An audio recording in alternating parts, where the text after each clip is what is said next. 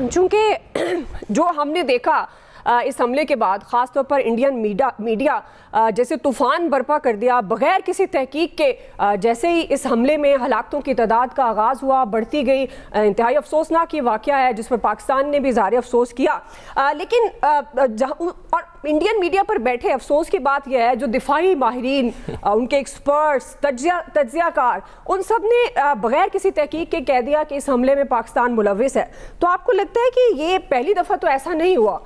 भारत कब सबक सीखेगा? आलमी सतह पर पाकिस्तान को बदनाम करने की नाकाम कोशिशें वो पहले भी कर चुका है नवीद साहब, आखिर कब तक?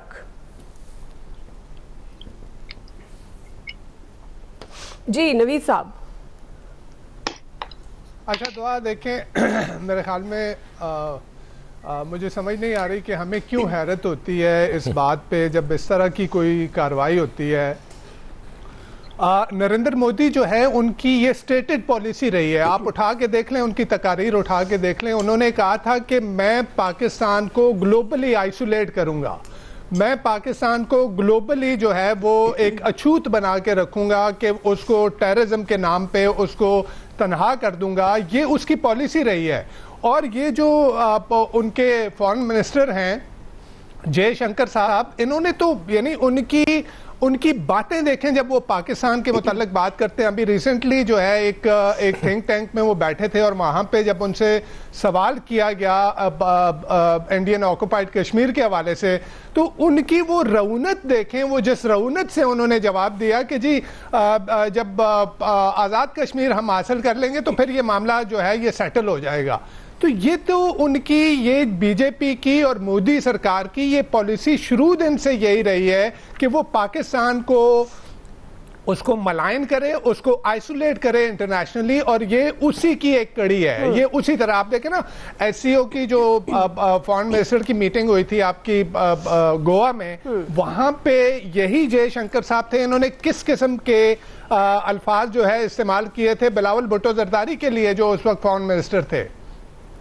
तो हमें हैरत नहीं होनी चाहिए, ये उनकी एक स्टेटेड पॉलिसी है और इसी पॉलिसी पे वो मुसलसल जो है वो कारबंद हैं और इसी को वो परसू कर रहे हैं कि पाकिस्तान को कोई मौका हाथ से नहीं जाने देना कि पाकिस्तान को मलाइन किया जाए। और जो हम इंडियन मीडिया की बात करते हैं ना, दुआ एक चीज समझने की जरूरत है कि इंडियन मीडिया जो है वो हमेशा लाइन टो करता है अपनी एस्टैब्लिशमेंट की। देखें ना, यहाँ पे अब इतना बड़ा एक अटैक हो जाता है, सिक्योरिटी फेलियर की बात कोई नहीं कर रहा। यानी आप देखें कि एलओसी से जहां पे ये जिसको जो है वो कश्मीर का स्विट्जरलैंड कहा जाता है, ये तकरीबन 70 किलोमीटर का फासला है। सही।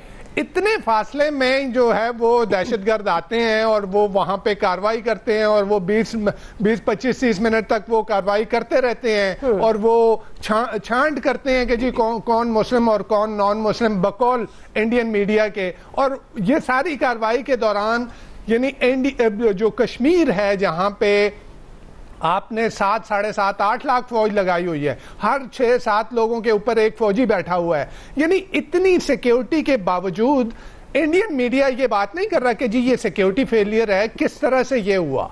हाँ, वही जो ऑफिशियल नैरेटिव है, जो उनकी एस्टैब्लिशमेंट का, उनकी सिक्योरिटी एजेंसीज का और इंटेलिजेंस एजेंसीज का नैरेटिव है, उसी को बगैर किसी सबूत के, बगैर किसी तहकीक के एकदम से वो शुरू कर दिया जाता है कि जी ये पाकिस्तान मुलव्वस है। और वो एक नया ग्रोह जो है लेके आया जाता है, दी रेजिस्टेंस फ्रंट के नाम से कि जी ये लश्कर तैयबा का जो है एफिलिएट है और ये उन्होंने किया। तो ये वो खुद से नहीं कर रहे, ये बेसिकली उनकी एस्टैब्लिशमेंट की पॉलिसी है, ये रॉ की पॉलिसी है, ये उनकी सिक्योरिटी एस्टैब्लिशमेंट की पॉलिसी है। ठीक है। और वो इस तरह का मौका ढूंढते हैं। छठी संगपुरा का जो हुआ था, जो जिसका आपने इंट्रो में जिक्र किया, बिल क्लिंटन के दौरे से कुछ दिन पहले जो है वो सिखों का वहां पे कत्लेआम होता है, उठा के पाकिस्तान पे डाल दिया जाता है। अब भी जब जेडी वेंस जो है वाइस प्रेसिडेंट बैठे हुए हैं और वो इंडिया में बैठे हैं, मोदी जो है वो देखे ना, बड़ा जो टाइमिंग है वो भी बड़ी इंटरेस्टिंग है। कि मोदी साहब सऊदी अरेबिया में बैठे हैं और जेडी वेंस साहब जो हैं वो इंडिया में बैठे हुए हैं, और ऐसे मौके पे जो है इस तरह का एक अटैक हो जाता है और फिर एक नैरेटिव बनाया जाता है। नैरेटिव क्या बनाया जाता है कि जी ये इंडिया का अक्टूबर 7 है कि जी नहीं, और फिर जिस तरह की बातें की जा रही हैं कि जी अब बॉर्डर क्रॉस करना चाहिए, अब जो है वो आजाद कश्मीर में जाके कार्रवाई करनी चाहिए, तो ये एक नैरेटिव बनता है। और ये इनके जो भी लीडरान हैं, आप देखें वो इनके फॉर्मर लॉ मिनिस्टर हैं सुब्रमण्यम स्वामी, उन्होंने जो ट्वीट किया, आप जरा उस ट्वीट को तो देखें ना। वो कहते हैं कि जी रिटेलिएशन अब एक ही सूरत का रिटेलिएशन है कि पाकिस्तान का खुदा न खास्ता उसको डिसइंटीग्रेट किया जाए, बलूचिस्तान को जो है अलग किया जाए। तो ये तो आप इन्वॉल्व हैं। मसला यहाँ पे क्या है? मसला पाकिस्तान का है।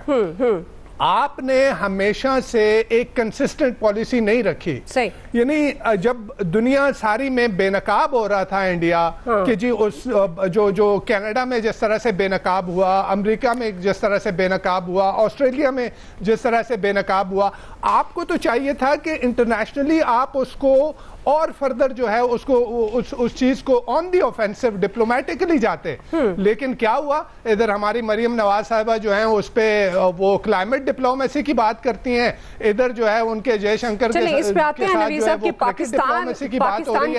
उनकी पॉलिसी कंसिस्टेंट है और इसको लेकर हम कैसे उनकी पॉलिसी कंसिस्टेंट है कि पाकिस्तान को बदनाम करना है, हमारी पॉलिसी जो है वो कंसिस्टेंट है। अच्छा ब्रिगेडियर साहब, अब जो टीवी चैनल्स का हाल इंडिया में हमने देखा कल से आज तक, वहां पर तो आर्मी चीफ की एक स्पीच को भी जिसमें उन्होंने कहा कि पाकिस्तान हमारी शहर रह गए, और ये आज से नहीं, हम बचपन से सुनते आ रहे हैं हमारे सिलेबस में, और इसमें कोई दूसरी बात नहीं है।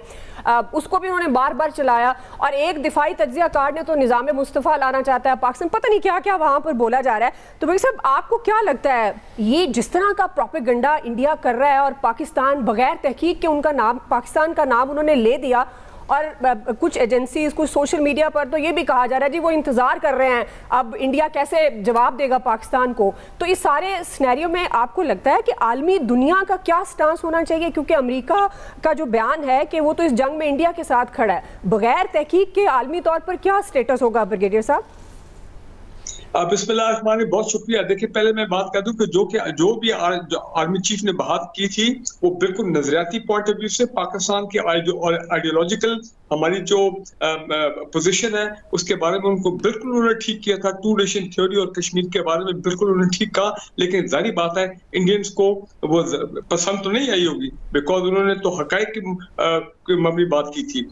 इंपॉर्टेंट चीज ये है कि इस वक्त पहले मैं पाकिस्तानी मीडिया को खराज तहसीन पेश करना चाहता हूँ, क्योंकि जो आज सुबह से सारा दिन जो एक मीडिया पे एक जो ऑफेंसिव है इंडियन मीडिया की तरफ से, एक मिस इन्फॉर्मेशन की जो एक जलगार थी, मैं कहता हूँ पाकिस्तानी मीडिया ने कमाल कर दिया। उनके हमारी तरफ से जो इन्फॉर्मेशन वॉरफेयर की जा रही है, मैं समझता हूँ हमने काफी हद तक वो जंग जीत ली है इन्फॉर्मेशन वाली, क्योंकि उनके नैरेटिव को, ये फॉल्स फ्लैग ऑपरेशन के जितने उनके नैरेटिव आ रहे हैं सबको मैं कहता हूँ उल्टा बखेर के जो है वो पाकिस्तानी मीडिया ने रख दिया। तो hats off to you for doing a great job, पहली बात। दूसरा ये कि आप भूल रहे हैं कि ये पहले वाजपेयी साहब भी तो बीजेपी के आदमी थे, लेकिन ये सारी गड़बड़ हुई है प्राइम मिनिस्टर मोदी के आने के बाद। जो आरएसएस, हिंदुत्व और इस माइंडसेट का उनका एक बड़ा एक्सट्रीमिस्ट सोच है, वो एंटी मुस्लिम है, एंटी पाकिस्तान है, एंटी कश्मीर है।